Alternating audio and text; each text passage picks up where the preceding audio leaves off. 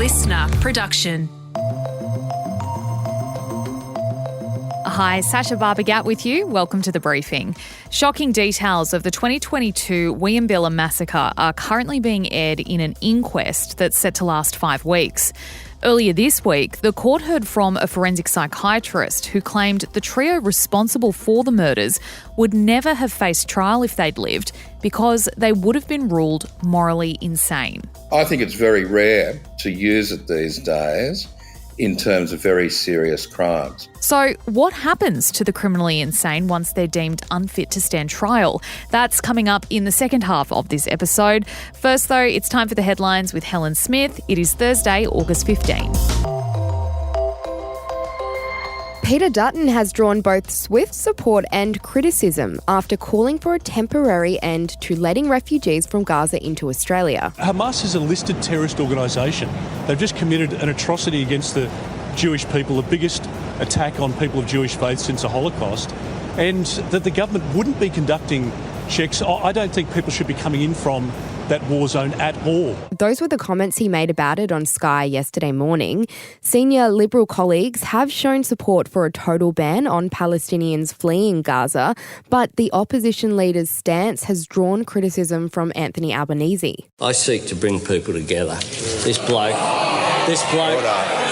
can't ever say no to attempting to raise tension in our community. So what are the facts about the numbers of asylum seekers that are arriving here from Gaza? Of the more than 10,000 who have applied, more than 70% have been refused visas, with 2,922 Palestinians granted asylum. Yeah, so 1,300 of those have actually been settled in Australia and most of them are on short-stay visas. So Labor is being pressured to refuse entry to anyone from Gaza who has expressed support for Hamas. Right now, that only happens if they've given financial or material support to the terrorist group. This is something that the Liberals are latching on to. Peter Dutton's made these broad ban comments, but, you know, other Liberal ministers are saying, well, at least ban ones that have had expressed any support for Hamas. Now, Immigration Minister Tony Burke has confirmed that all visas that are granted by Australia, no matter what country the people come from, are cross-referenced with an ASIO watch list that is updated every 24 hours. And it's worth noting this is the same system that existed and was applied when Peter Dutton was the Immigration Minister. And an interesting tidbit as well, since October 7, the number of Israelis that are being granted refugee status is much, much higher than what we're seeing in Palestinians. Just 235 have been refused and more than 8,000 have been approved. It's been revealed that the victim of a random stabbing attack in Leicester Square in London was an 11-year-old Australian girl. The girl was placed in a headlock and stabbed 8 times to the body. Her injuries were serious, but thankfully not life-threatening. Since then, she has been discharged from hospital. A DFAC spokesperson told the media assistance was being provided to 2 Australians injured in the attack, but UK police say only the young girl has been physically hurt. A 32-year-old man has faced court charged with attempted murder, and police do not believe the stabbing was terror-related. NASA has given an update on those astronauts currently stuck in the International Space Station, and it looks like they're going to be there for a while longer yet. Now, a quick recap. Sunita Williams and Barry Butch Wilmore set off for the ISS on a Boeing Starliner spacecraft back on June 5 and were supposed to spend 8 days on the station before heading back to Earth. But problems with their craft mean they've been unable to return home, turning an 8-day mission into one that has lasted for more than 2 months. And in this morning's update, NASA officials said they might not be able to fly back until April next year.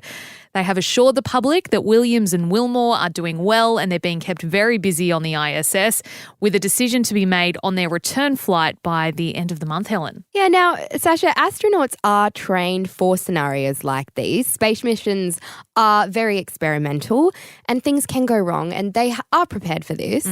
But it doesn't mean that they aren't affected by a much longer stay in space than they had anticipated for. Also thinking of their family and friends back home that would have thought, you know, they'd be back pretty soon. You know, as you said, this was an 8-day trip, and if they do stay till April next year, that then has turned into a 10-month trip. I know. And think of all the events, like the things you plan, kids' birthdays, weddings, christenings, whatever it might be. Christmas, they might miss Christmas. Yeah. Like you said, they're trained for these scenarios, but it would still affect you. Just because they're astronauts doesn't mean they're made out of stone.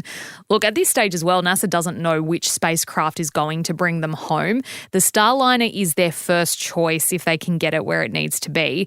They've also floated the SpaceX Dragon as an idea, but NASA says that'd pose other risks. So yeah, the pair are doing well, according to NASA. They put out a video a few days ago and they're floating around and having a great time. But yeah, it would be tough. It'd be a tough thing. So we'll see when they get to come home. And a Tassie mum has had an unforgettable trip to the toilet after she gave birth, not knowing she was pregnant. Courtney Sherger says she was feeling a bit off and went to the toilet and ended up giving birth to a baby boy, saying that, quote, "It was just one big quick push. It was also quick, not painful. I didn't feel too sick or anything. No signs, no symptoms." So after making the discovery, Sherger freaked out and called for her partner Simon, who came in to help, scooping up the baby from the toilet and then calling for an ambulance. Now, Sherger had no symptoms and even took a test about 3 to 4 months into the pregnancy, receiving a negative result. This is wild. I think this is every woman's worst nightmare. Yeah. Oh, I feel a bit sick, got to go to the loo. Oh my Lord, there's a baby. It is insane. But it's worth noting, it's not it is rare, but it does happen more than you'd probably think. It's called a cryptic or a stealth pregnancy. Now, 1 in 475 women don't realise they're pregnant until week 20. So that's about halfway through. Most women know between weeks 4 and 12, right? That's the standard. But 1 in 2,500 women don't know they're pregnant until they're in labour. It's not that rare. You think about the number of women who give birth every year, 1 in 2,500. They don't know, and all of a sudden there's a baby. My thing is, imagine, because my husband actually ran in and told me this story last night. He's like, "Did you hear this story?" And I was like, "What? This is nuts." And I said, "Can you imagine calling your work and being like, hey, Yeah. I can't come in tomorrow or for the next few months. I just had a baby and I didn't know I was pregnant." You'd almost be embarrassed, wouldn't you? Oh, that's so true. You wouldn't have parental leave planned. You wouldn't have any of that stuff planned. But yeah, hopefully, look, the baby was born healthy, successfully. So yeah. Yeah, hopefully happy little family then. Good for them. Hey, Helen, thanks so much for being here for the headlines. We're going to switch pace now and talk about criminal insanity. What happens to these people who are accused of the most serious of crimes but don't end up going to trial for it?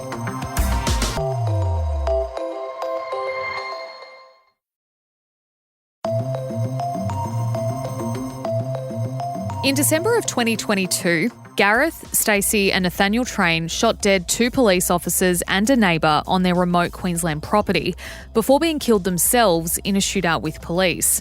In the weeks that followed, and in the inquest being heard right now, details about the trio's delusions started to surface.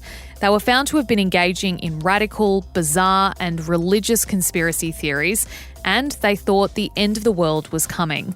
Their attack was declared religiously motivated terrorism.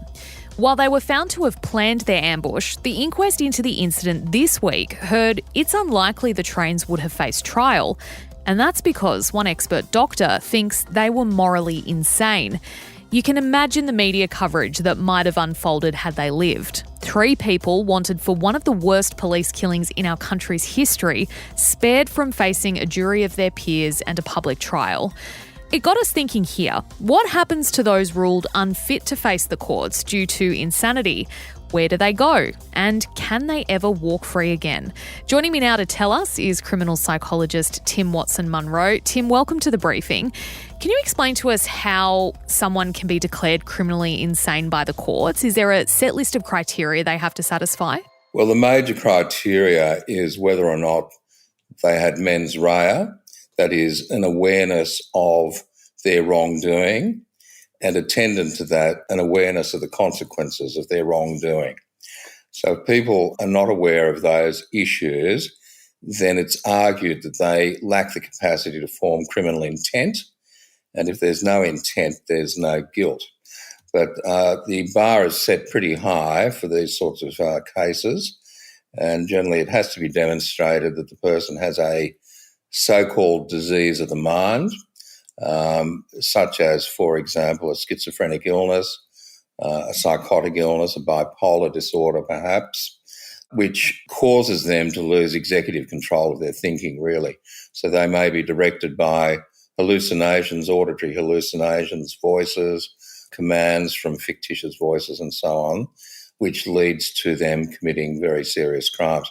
And the way that that's determined is for the individual to be comprehensively evaluated by a psychiatrist. They may also be seen by a psychologist. Generally, the defence would retain experts in those fields. More often than not, the Crown would also request that the person be interviewed by a Crown psychiatrist. Some of the time, not all of the time, but some of the time there's a consensus between the Crown and the defence. There's an agreement that the person was floridly insane, out of touch with reality. I've certainly had a number of cases like this over the years. There was one some years ago in Melbourne where an individual murdered his mother, or killed his mother, because he was found not guilty by virtue of insanity, but he was suffering all sorts of delusions. He believed that she may have been a witch. When he was arrested, he was clearly out of touch with reality. He was evaluated by a psychiatrist, myself, and a Crown psychiatrist. Everybody agreed that there was no mens rea, that he was suffering from a significant mental illness at the time, and he was found not guilty by virtue of insanity, to put it in lay terms. Yeah, it's really sad to think about people who are suffering such serious mental health issues being caught up in the court system, but it is what we see happen. Can it be used, and I'm sure this is probably a criticism that is very quickly and easily able to be shot down, can it be used by defendants who just want to escape jail time? Look, it's very difficult, I think, to feign true insanity, but there's strict criteria, diagnostic criteria. You need to be a fairly clever and cunning individual to be across all of that, and to maintain a consistent approach to your symptoms over a period of time. It's not as though the psychiatrist or psychologist walks into a cell or a hospital room and spends an hour with the individual. Generally, with the gravity of these sorts of crimes, we're talking about murder, they will be evaluated over a continuous period of time ahead of the trial or the committal hearing. Taking your point about it's sad that they have to go through the court process, well, that's the only way of determining it. It needs to be before the court. They're charged with criminal matters. It's ultimately a matter for the court to decide whether or not this is a valid, a reliable defence, or whether the boxes aren't ticked and the person proceeds to trial on a normal basis. So what then happens if someone who has been accused of murder is found not guilty due to insanity? What is the first step? Where are they taken after that decision is made? Well, this is where the tragedy can occur because there's a paucity of facilities for individuals that you describe. In Victoria, they built the Thomas Embling Centre. It's a very competent, highly professional, well-run psychiatric facility for prisoners who suffer from mental illness, but there's a long waiting list. They don't have enough beds to accommodate all the people that have been availed this defence, and in the interim, they go out to maximum security jail, waiting an order to transfer them to that facility. Similar shortages occur in New South Wales and other parts of Australia. So even though they may be found not guilty of the crime, for many, the end result is just the same. They end up in jail, and of course they end up in prison as highly vulnerable, psychiatrically disturbed men and women occasionally, who are vulnerable to the manipulation and exploitation of hardened criminals.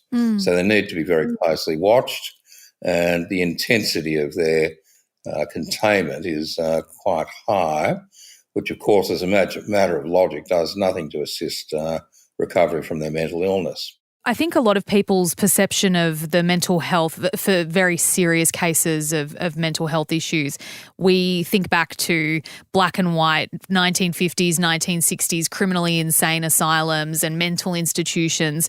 So what sort of facilities do exist for people who need that high level of treatment, who have found themselves involved in the criminal justice system? Like, I understand what you've just said is that not many of those facilities exist.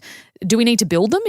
Are we lacking completely in Australia this care for these people who obviously need it? I don't think we're lacking entirely, but we could certainly do with more facilities, more staff, more training of staff and so on. But as you'd be aware, there's not a lot of votes in jails, Sacha. So what tends to happen is that it's in the too hard basket, and even though these people have a legitimate defence because of their mental illness, I think the community isn't troubled by that too much and they feel that they should be punished anyway. My response to that is the punishment is a deprivation of liberty and they will remain in that facility until they are deemed to be not cured but sufficiently stable that they can be released back into the community under supervision and guidance and, of course, ongoing medical, psychiatric and psychological care. Yeah, well, that was going to be my next question is how likely or how common is rehabilitation in these cases? Treatment in jails, look, it's improving. I started my career actually 46 years ago today. Oh, congratulations. I don't know how I made it, but I'll keep punching on for a little bit longer. But I can still remember that day. I was one of 20 psychologists employed by Corrective Services in New South Wales. Parramatta was an end-of-the-road jail, and there were people in there who were clearly insane but not getting adequate treatment because of how it was 46 years ago. It's improved a lot since then. There's a lot of psychologists working in the system. There's greater recognition of what psychologists can do outside of the system. Forensic psychiatry, of course, it has grown as a profession as well. But I think there's still room for improvement, and that room for improvement will only be developed if there's more funding. Even now, I mean, I'm still working, I'm busy, but I speak to people in prisons who say, look, I've had my name on a list to see a psychiatrist and or a psychologist for 3 months now, and I've not seen anybody. These are people who don't suffer from insanity, but they nonetheless suffer significant mental health issues. Those people who are suffering from hallucinations and the other symptoms we've described, they tend to be better catered for in terms of at least getting medication and so on. But it's suboptimal in my view. They need to be in hospitals. In your experience, is the defence of criminal insanity under or overused in Australia? I think it's very rare to use it these days in terms of very serious crimes. I mean, historically, when we had the death penalty in Australia, anyone who was charged with murder would explore that as a possible defence because it would spare them from the gallows if it got through in the court and they would end up in a ward for the criminally insane, but they would not be executed. Paradoxically, those people would often spend longer in jail than those now who are charged with murder and get a fixed term or a non-parole period before they're released. So it's not used that much these days in Australia because I think it's easier just to do your time. And, of course, it's harder to get across the hurdles that I've described. But I think in saying that, there are people who are genuinely psychiatrically disturbed who are entitled to this defence. And if they're entitled to the defence or the possibility of this defence, clearly they need to be appropriately evaluated and that evidence needs to be put before the court for a determination. Look, before we finish up, aside from extra funding, which we've already talked about, are there any other changes that you think are needed in how the Australian justice system deals with those who are suffering extreme, serious mental health issues? Well, I've always been about prevention rather than cure, and I think there needs to be more resources in terms of identifying these people. They may enter the criminal justice system early in life, not committing serious crimes like murder, and identifying those people, having jails and community health centres better resourced, hospital better resourced, so that they can be adequately treated. Too often we read about people who have commenced treatment, they commence medication, and then for one reason or another, they fall between the cracks, they cease taking their medication, they change location, supervision ceases, medical supervision is non-existent, and they then become symptomatic, and they may then break the law. In saying that, I mean, the research also indicates that people who suffer serious mental disorders such as schizophrenia generally are not a danger to others in the public. It's only when they're not getting treatment and they're not getting the medication and they then lack the facilities and resources to cope with the vagaries and stresses of life as they are these days. That was criminal psychologist Tim Watson-Munro speaking with me there. Thanks so much for listening to The Briefing. That is all for this episode. A reminder, we put out full eps of our weekend briefing chats on YouTube. Search Listener Newsroom to see them. You can also catch up with our other video content on TikTok at Listener Newsroom and on Instagram, which is at The Briefing Podcast. And if you liked this ep, why not share it with someone you think might enjoy it too? I'm Sacha Barbour Gatt. See you next time.